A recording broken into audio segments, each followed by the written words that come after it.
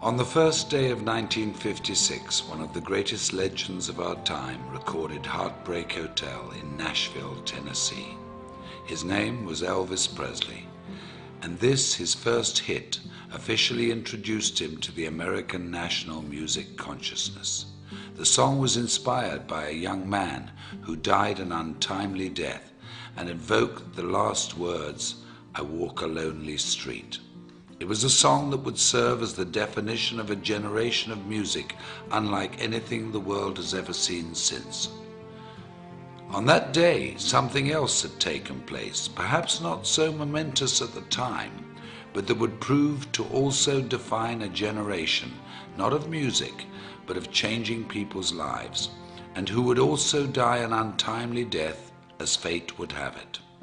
On January the 1st, 1956, in a gritty little neighborhood tucked away in South Los Angeles called La Mirada, Mark Hughes was born.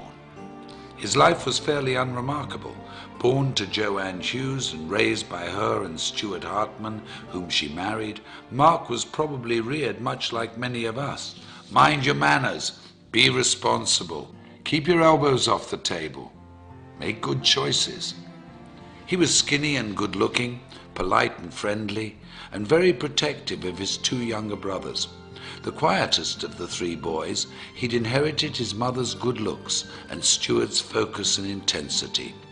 Like many families of the day, Jo Ann and Stuart moved the family to Camarillo to try to provide a better life for them, to build a future and keep the family safe. And like many other families of the day, their not-so-picture-perfect marriage fell apart and resulted in a divorce that would change the family forever.